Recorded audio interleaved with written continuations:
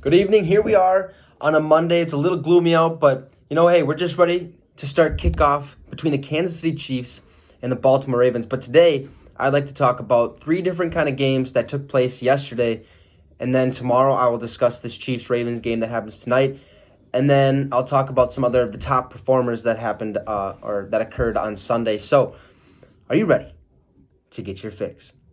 Well, let's get started with the Las Vegas Raiders taking on the New England Patriots. Overall, this was a good game for the Patriots as they were able to use the running game to their advantage and did so with some pretty good blocking. The Patriots did a great job also keeping the Raiders' star tight end Darren Waller out of the picture, in which he was only kept to 9 receiving yards. Okay, last week I think he almost had, or was over 100 receiving yards. So they knew what they had to do. The Patriots, they always made sure that there was one person always covering him at all times. They had that spy on him. He was always man-to-man. The first half was a little slow, but Rex Burkhead found the end zone for the Patriots, as well as the Raiders tight end Foster Moreau. Rex Burkhead, just a note, he had a phenomenal game receiving and running the ball, so he did pretty good there. I thought he came out of nowhere. Many people were really unsure if he was going to get some reps this week, but with James White out, Sony Michel and Rex Burkhead really were the two focal points of that backfield. So moving over to the second half, this would be all Patriots.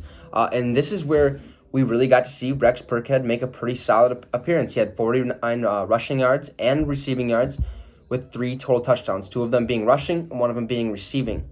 Sony Michel, he would also have a pretty solid game on the ground, rushing for 117 yards. The Raiders, they didn't look terrible by any means. I just think the Patriots were way more prepared. And Bill Belichick is one of the best coaches at preparing his guys to be ready for absolutely anything. And they proved it with the win over the Raiders 36-20. So my top 3 performers for the Raiders are Derek Carr, Josh Jacobs, and then Hunter Renfrow. And for the Patriots, I got Sony Michel, Rex Burkhead, and Cam Newton. So next, let's go to the Dallas Cowboys taking on the Seattle Seahawks. This is a 3 o'clock game. This is a really fun game to watch as both teams were really able to march down the field at times. The Cowboys really couldn't get the run game going as the Seahawks defense, with the addition of Jamal Adams, they are the number 2 defense against the run right now. So, however, though, the Cowboys, they had the passing game working somewhat.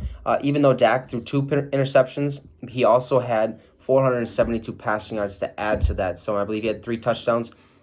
The Cowboys, they almost had 3 receivers that had 100 yards receiving. So they have enough weapons to get the job done on offense, but their defense needs to be able to stop the opposing team from marching down the field and scoring. And especially if it's the Seattle Seahawks, you need to do that. Now, because of this loss, the Cowboys are 3rd in their division. It's just looking rough for them at this point. Russell Wilson is insane this year, okay? And he's putting together an MVP-type season. I've said this week 1, week 2, and I'm saying it again week 3. This guy is number 1 ranking in that MVP category as we speak today. He's having this unbelievable season. He ended the game with 315 passing yards, 5 touchdowns, no interceptions. He's one of the only quarterbacks besides Aaron Rodgers that really sticks out with having less turnovers or no interceptions compared to the other quarterbacks, because Russell Wilson, he stays mistake-free, and it's just nice to go out there and kind of watch him play, because he's just getting it done on another level. So another thing about the Seahawks is that it's nice to see that last year it really took them to the 4th quarter to really start scoring and really being like, we gotta win this game, and then putting on a show in the 4th quarter.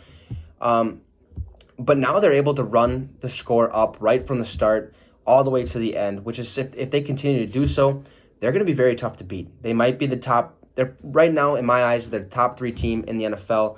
I would probably put Kansas City right now at number 1, Baltimore at number 2, and then Seattle at 3, just because of how their firepower and how Russell Wilson handles himself. But overall, the Seahawks, they hung on to a pretty solid victory over the Cowboys, 38-31. And my top 3 performers for the Cowboys are Dak Prescott, Michael Gallup, and Cedric Wilson, who came out of nowhere, by the way. Cedric Wilson put on a really good show at 100 receiving yards, so good for him. For the Seahawks, I got Russell Wilson, DK Metcalf, and Tyler Lockett. So finally, let's get to the Green Bay Packers taking on the New Orleans Saints. This was a good game to watch, as both teams played pretty similar, and it was a battle to the very end. For the Packers, Allen Lazard, I thought really stepped up as their star wide receiver. Devontae Adams was out. Lazard put on a show, 146 receiving yards and a touchdown to add to his day. I also thought that Marquez Valdez-Scantling could have stepped up a little better. But that just wasn't the case. He didn't have that type of game that I think the Packers wanted, and I think that I wanted to see out of him, being that Devontae was out. So one thing to note about the Packers defense is they're dogs. They go out there, they play with so much grit and determination. They're a really, really fun group to watch and played a pretty solid game. This defense is serious, okay? They have a little bit of gaps, but those gaps are so easily fillable that I think they're going to be just fine unless an injury occurs, which at this point probably not. But I don't want to jinx it by any way. So the Saints, on the other hand, like I noted last week, they're missing Michael Thomas, big time. Okay, I say that because Drew Brees' number one target is now their running back, Alvin Kamara. I saw a stat that Drew Brees only has one completed pass over 20 yards this season. Now, I don't think Drew Brees is getting worse, but he is really missing his star wide receiver. If you have your number one wide receiver because Michael Thomas is out, be your running back, Alvin Kamara, teams are going to start figuring it out. Teams are going to start having two people spy on Alvin Kamara, make sure he gets out of that backfield and doesn't get a reception. Now your number one wide receiver's hurt, but now your fill-in number one wide receiver, who's your running back, is now going to get stopped. What are you going to do after that?